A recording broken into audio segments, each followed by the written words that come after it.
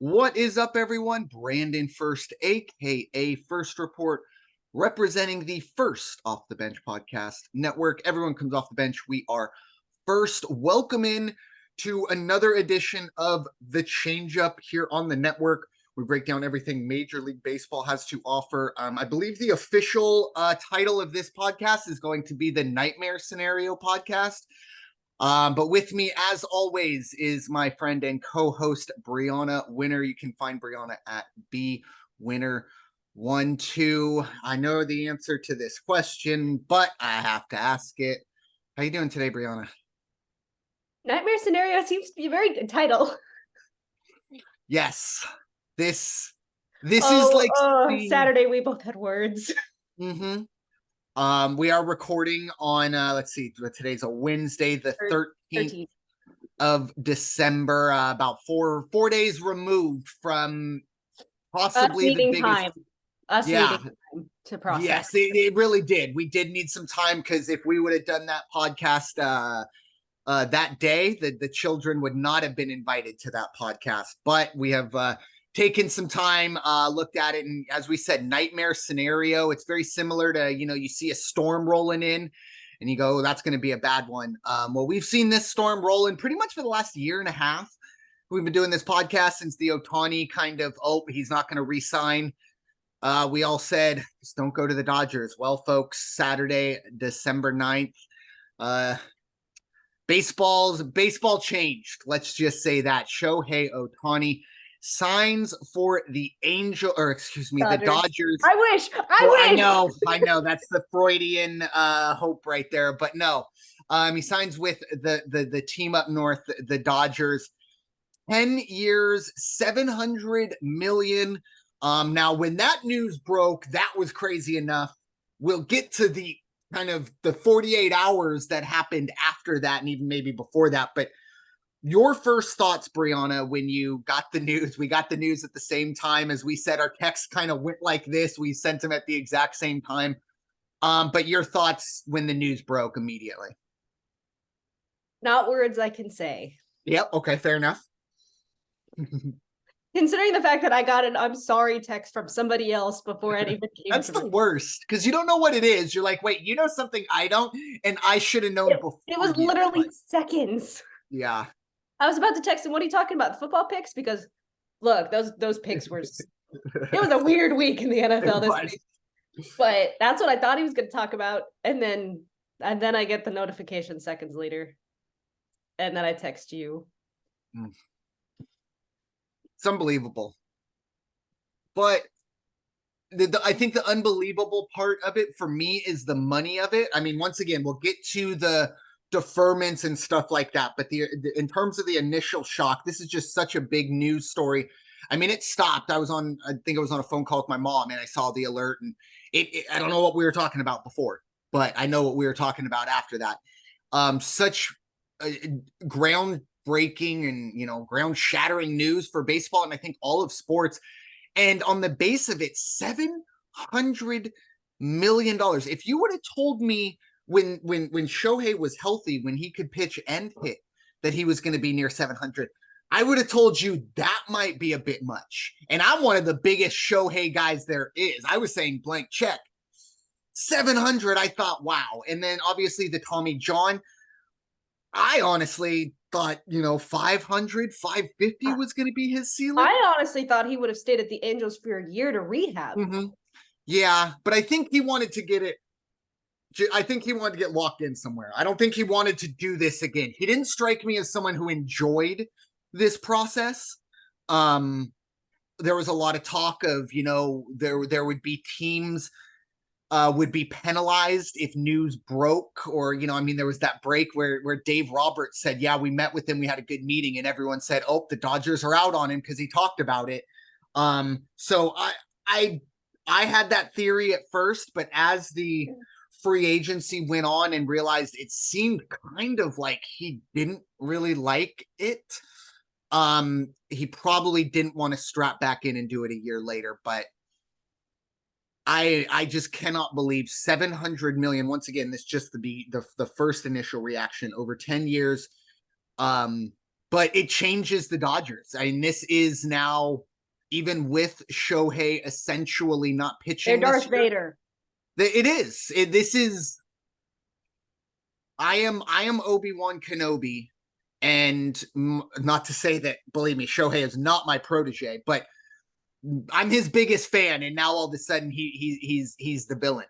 And as I told Bryanna before we hit record, maybe the worst part of all of this is the Padre fan in me now needs to root for Shohei to fail.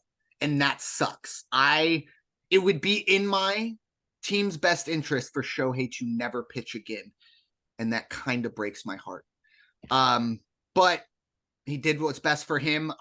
It's great for him on a personal level. I mean, you want to talk about generational wealth. And he's going to more than likely get a chance to play in the playoffs. And the baseball fan in me, first and foremost, it sucks that it's going to be in Dodger blue, but we're going to see Shohei in the playoffs. And I would assume at least once in the next 10 years, he's going to be lifting one of these trophies. But so now moving on, obviously the question was, how was this going to break down? Because baseball contracts aren't cookie cutter. They're not as easy as, 10 divided by 700 equals 70. So that's what's going to happen. Or I guess 700 divided by 10. Sorry, math majors out there. But anyways, it didn't break down like that. And we had heard that there were unprecedented deferments. That might be the understatement of the century. The news broke, I believe, Monday or Tuesday, that his contract was going to essentially, I think they said 90% of the contract deferred until 2034. So for the next 10 years, Shohei is going to be making $2 million a year to play for the Dodgers. And then after that, 68 for the next 10 years. So essentially $680 million of this contract has been pushed to a time when he could conceivably be playing for another team or retired. Yes. Bryanna, your thoughts on that side of the deal? Honestly, the smartest thing he could have done. I hate it, but the smartest thing he could have done. Also, when that news broke, I was sitting at a Culver's with the boyfriend. It just like, no. Well, and obviously the first thing that popped into my mind, because the person who broke the news to me, because I was working and I got a text about it, was one of my friends. He's a big time Dodger fan. And I felt bad for him, but at first I told him, I was like, bro, I don't see this anywhere. Like, I need you to send me an article about this, because I was so jaded after the Toronto saga on Friday that I essentially was like, I need 2 or 3 sources before I believe anything anymore. And sure enough, the sources did start to roll in, and wow, good for him on a personal level. Sucks for us. And great for the Dodgers. Because $2 million for Shohei Ohtani for the next 10 years, that is getting a Lexus for $20 a month, and a $500 a month gas card as well. It's incredible. However, there is a flip side to this. This was very interesting to me. The Dodgers 2040 payroll, 17 years from now. No other team has money on the books 17 years. Well, I shouldn't say no other, but no other team has this much money on the books. They will have $84 million on the books already for 2040, paying Freddie Freeman, who will be 50 years old at that time, $5 million. Mookie will be 47 at that time. He'll be paid $11 million.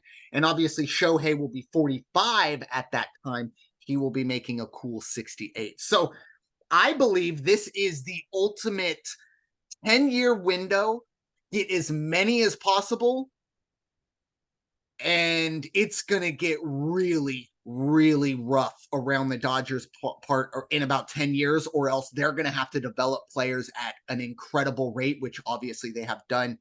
So Bryanna, I guess the next question for you is kind of what's next for the Dodgers? Obviously, they have, even with this, the Dodgers and the most arduous Dodger fans will tell you right now, They have no pitching. They have two pitchers. One's coming off major surgery, and the other is a second-year guy in Bobby Miller. But Bryanna, kind of going forward, what do you think's next for the Dodgers? I mean, I wouldn't say they have no pitching, just because they do have quite a few that are still there, and then Joe Kelly is coming back, who has Okay, said he's going to starting give up pitching. his number. He's going to give up his number for Shohei. So I thought they were going to make it Johei Ohtani. Did you see that? no, I didn't. Yeah, he said maybe we could both wear it and we'll go by Johei Ohtani, which I'm here for. They probably won't be on the field at the same time, right? Like, we could both wear the same number. He's not going to be in the field. But anyway, sorry, I didn't mean to cut you off. Oh, no, you're fine. I needed that laugh. But, I mean, God, I hope they don't get anything else. Oh. I said I hope. I didn't I say know you gotta, but happen. I'm sorry. I gotta be the one that kind of forces you into it, to force to look into the light. Hey, on the bright side, Ohtani's not pitching this year. Yes. So the way I look at it is this, it's not done, it's not decided, but I don't think there's a single baseball fan in the world that does not expect Clayton Kershaw to return to the Dodgers. And to me, that's a 1-year deal, saying, Kershaw, enjoy. This is, we'd love for you to retire a Dodger, but you're going to have one more run in their starting rotation. And next year, Ohtani's essentially going to take your spot. And I'm not saying an ace or anything like that, because I even think Walker Buehler is technically the ace. But I hate to say it, but I expect the Dodgers to either get Yamamoto, Jordan Montgomery, maybe both. I mean, they are, I believe, with only $2 million on Shohei on the books right now, I believe they have a lower payroll than the A's right now. And I could be wrong, but they are close. They have a very low payroll on the books in 2024, excuse me. So I expect Yamamoto, and then I expect them to get into the trade market. Dylan Cease is a name. Corbin Burns apparently was being shopped, but now I'm hearing he's not going to move. They do need maybe some insights, some infield help as well. Gavin Lux, coming off of, I think it was ACL surgery. He's never played shortstop in his career. Last year was going to be his year to be the shortstop. I don't know. I think that's a little tough, coming off of ACL surgery. And they've said Mookie Betts is going to be their everyday second baseman. Okay, I think Mookie, that's perfectly fine. I also think you're kind of wasting him at second base. I think he's maybe one of the best right fielders in all of baseball, but okay. So I think they have work to do, but the part that's frustrating is they have a lot of room to do it, a lot of money to spend. But you're right, they do have pitching in the back end, but that's starting pitching right now. I expect Kershaw. Do you expect Kershaw to go anywhere else? I just want to make sure I'm not completely off base with that. Yeah. But it's gonna die a Dodger. Sorry. Yeah, and as he should. So 2 final questions here for you, Bryanna.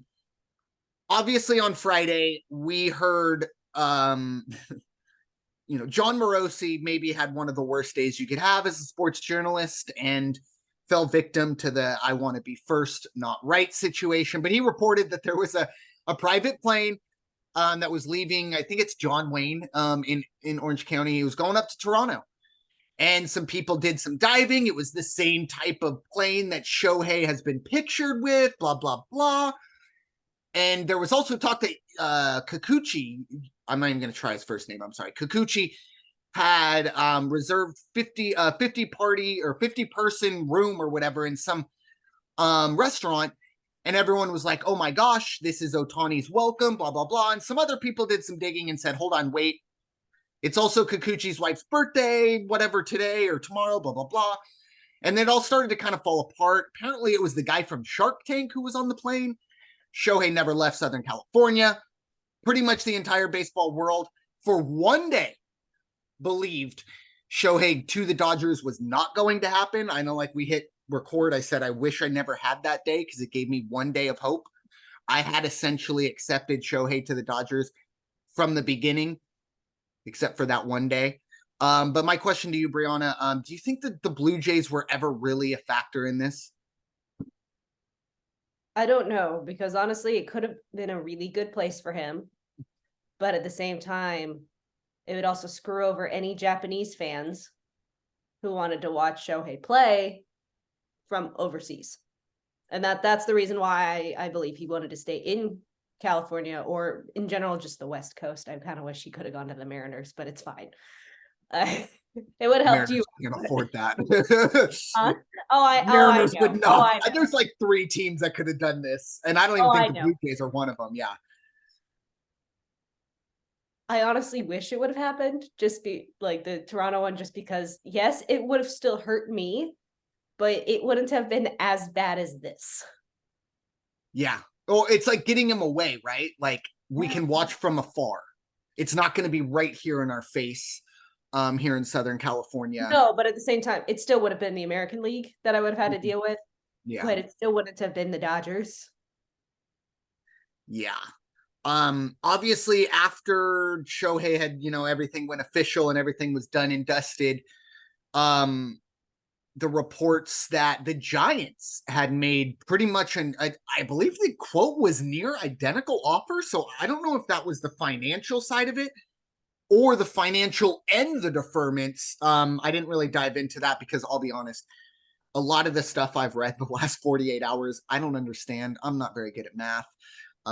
So, a lot of this goes over my head, but I can understand 2 million versus 68 million. I am good enough at that, at math for that to understand that. So, the Giants being I think they were probably the only, I guess, true contender. But I think at the end of the day, Shohei didn't have to move.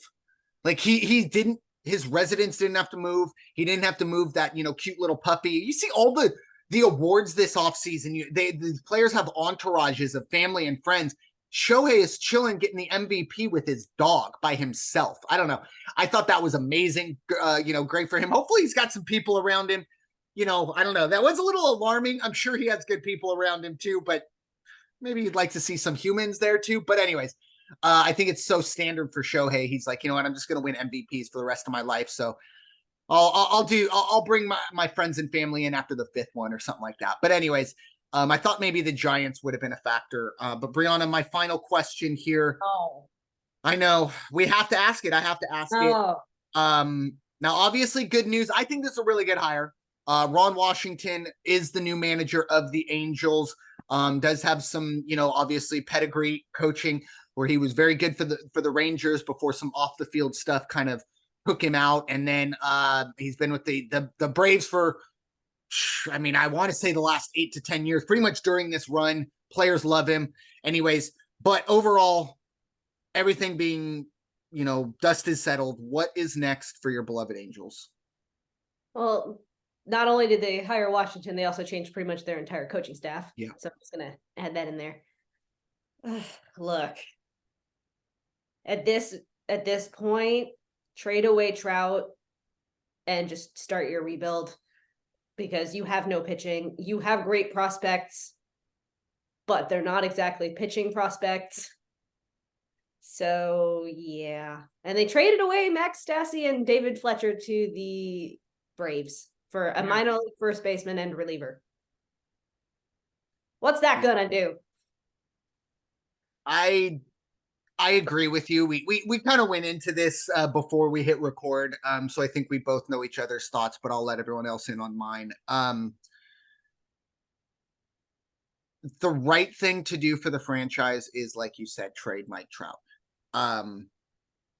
Overall, though, looking at your fan base, I don't know how you can ask them to show up to the ballpark, pay X number of dollars for a hot dog, a beer, bring the kids, parking, blah, blah, blah, a night out.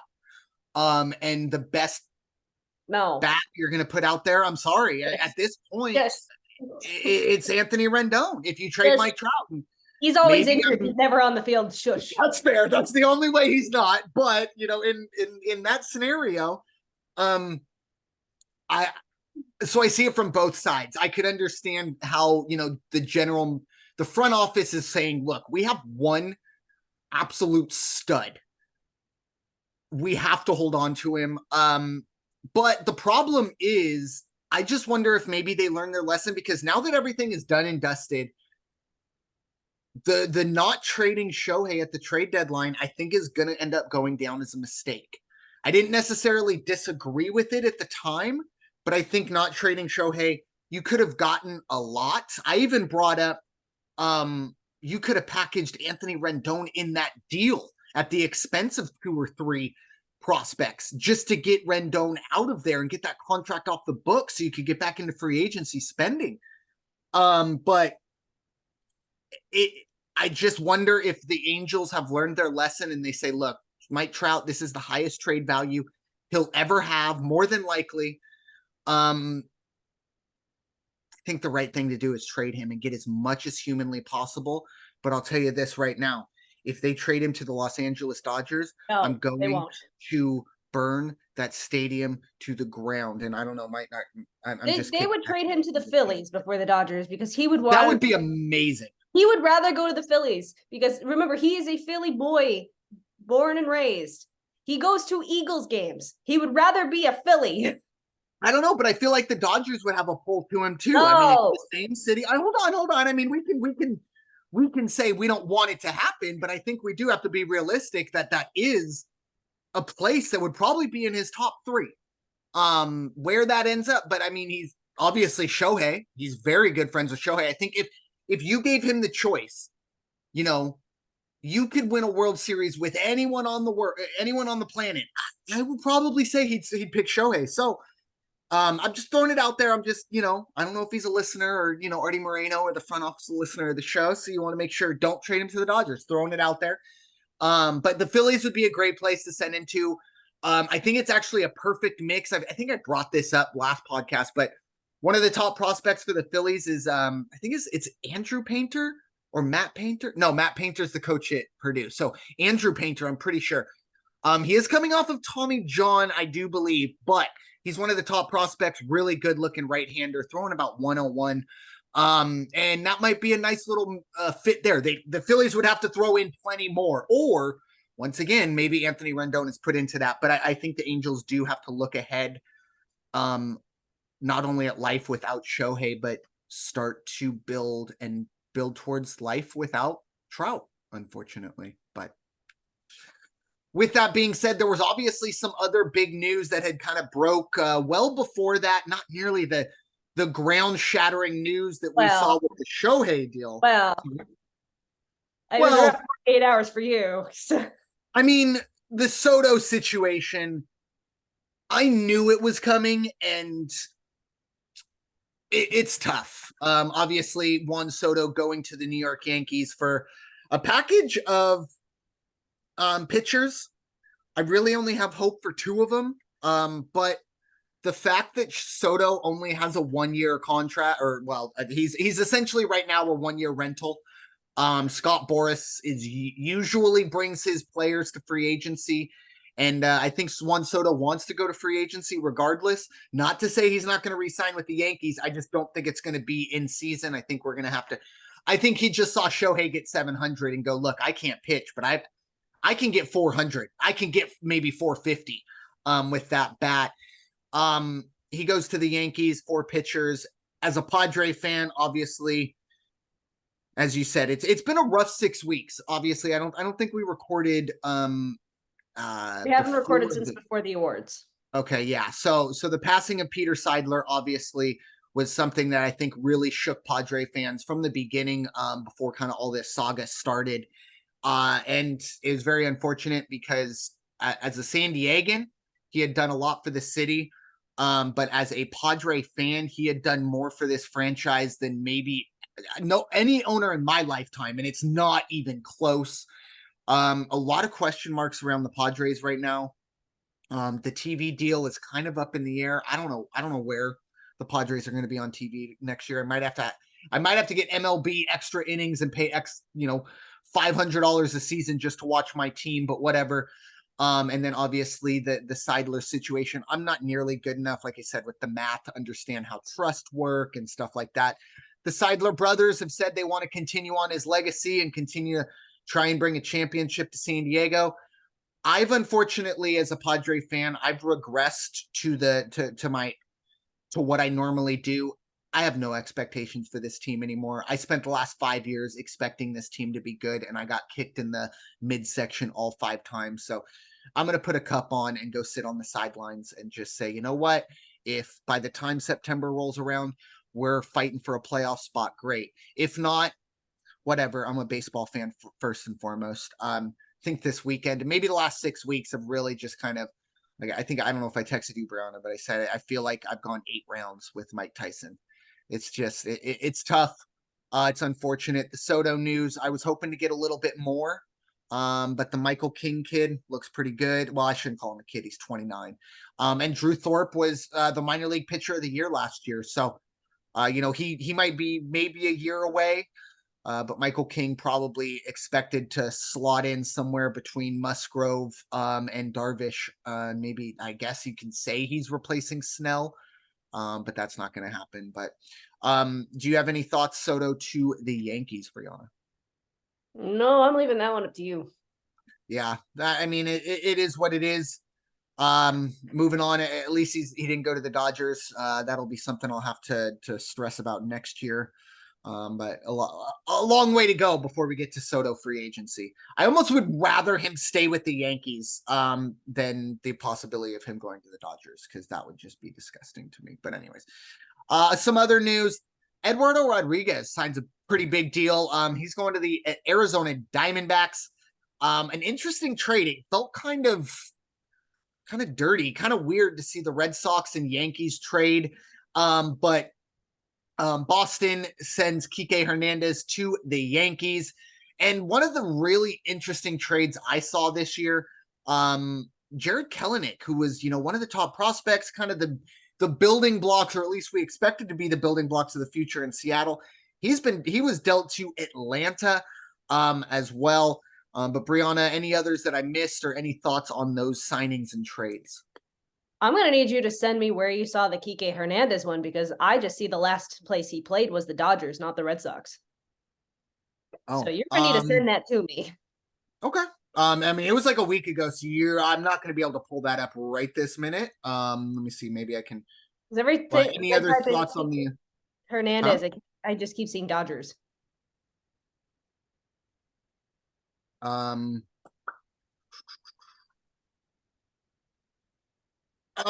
I can't pull it up right now during the podcast, so we'll put a pin in that one. But any other thoughts on the other stuff? The Diamondbacks pretty much said, "You got Ohtani, cool. We're getting pitching of our own. We made it to the World Series last year. What did you do?" You know what? I take that back. It wasn't Kike. I don't know why I got Kike mixed up. That's why I was like, wait a minute. Yeah, no, I was thinking about it right now, because I was like, hold on a second. No, it's Alex Verdugo. Okay, I was gonna say Kike is a free agent right now still. It was the Red Sox to the Yankees that threw me off. I wasn't able to do my job correctly. But no, I take that back. That was Alex Verdugo. He's heading to the Yankees. So anyways, not gonna be able to comment on that. But yeah, Arizona bringing in Eduardo Rodriguez, I think that's a really, really nice move for them, because there's a chance that they could be the second best team in that division. And obviously they have no problem being a wild card, going on the road, winning on the road. Interesting there for your Diamondbacks. I feel like maybe you're getting closer to adopting the Diamondbacks. It's your new hometown. They're moving in the right direction. But any thoughts on that, Bryanna? Jumping ship? I'm not jumping ship. Fair enough. I can just add, considering I have the Cubs and the Angels, I can just That's add. true. And that's true. The Diamondbacks. Any team that's playing the Dodgers. Fair enough. It's what I do with USC. That's fair. You know what? That's fair. It's we're an easy target right now. We got our butts absolutely demolished. Yeah, it was. We know. Yeah, that's cool. I didn't expect that, but I respect that shot. It's okay. After this podcast, I'm going to turn on my Reggie Bush highlights that I watch every time I feel sad about USC, and remember the good old days of 04, 05, 06. But yeah, anyways, caught that stray real quick. But final topic. obviously, I think a lot of people are now kind of expecting the quote unquote floodgates to open with Ohtani picked up, or at least picked the Dodgers. A lot of talk of, Yamamoto, Snell, Montgomery, especially on the pitching side of things. But Bryanna, who do you have your eye on next signing? Can I just say, now that Ohtani is with the Dodgers, can we have Yamamoto, please? Oh wow, like the Angels get him? Yes, Oh wow, please. that would be an interest. That would come out of left field. Please. I have not heard the Angels with him, but that would be interesting. I hope. Maybe he could have Ohtani's locker. They could room together. But yeah, that would be nice. But no, I do expect Yamamoto to sign. Well, I have heard, I think he has to meet with two more teams or one more team. So maybe this weekend we'll get some Yamamoto news. I haven't really heard anything with Blake Snell. A lot of people that I've been kind of texting with, a lot of people have just been like, oh, he's going to sign in Seattle. Like it's some foregone conclusion. I haven't seen any reason why it would make sense to me for Seattle. If they're getting rid of guys like Jared Kelenic and that stuff, bringing in a Blake Snell, that seems like a Chris Bryant move to the Rockies. It's like, oh, great, but what else? I mean, I know they do have some good pitching there, and obviously some good pitching or some good hitting, I should say, but that one wouldn't make a whole lot of sense. This one was, I read an article, and one name that was interesting to me. This isn't a win. This is an if. But Trevor Bauer. Do you think Trevor Bauer plays Major League Baseball? I'm just gonna put it to this year, because I don't think, if he doesn't get signed this year, I don't think we ever see him again. But maybe that's just kind of small thinking of me. But do you think we see Trevor Bauer sign anywhere this offseason in the majors, stateside majors? Not this year. But Okay. you gotta remember, Japan always has like different rules as well. So he may need to stay there like a little longer. No, he's free. He is a true free agent. So, and apparently he's met with teams. I don't know. You all can go and do your research on that whole saga that essentially kind of wrapped up. About that he wasn't at fault. It shows there is a lot of evidence that shows he was not at fault, 100%. And let me just say that the evidence that was there does not warrant essentially a blacklist. That's all I'm going to say. Yeah. Like I said, so the evidence that's only put there in front of us, I've always been a big believer. There's only two people that actually know the truth. However, like I said, the evidence points to one side. And he did really well in Japan, though. And he turned it around because he started terribly, but I think that was we were laughing at him. But I think that was also just because he's playing in a new country that he knows nothing about. Like, he doesn't know the language. He's just essentially moved overseas just to be able to play baseball because he got blacklisted. He's gonna struggle in the beginning. Like, how many major leaguers can you say struggled at the start of their careers and then turn it around? Yep. So this is essentially the same case with him. And he had a lot on his plate, I'm sure, at that time. There's a lot of things mentally. I mean, I couldn't even imagine. My anxiety would probably eat me up or chew me up, spit me out if I had to go through something like that. So I believe he deserves to be signed.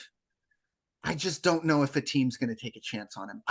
It's unfortunate. It sucks. But sometimes certain things stick with you. You can try and wash and do this and that, but sometimes some mud just is going to stick to you no matter what. And people are going to think what people are going to think no matter what. And they're never going to want you on their team.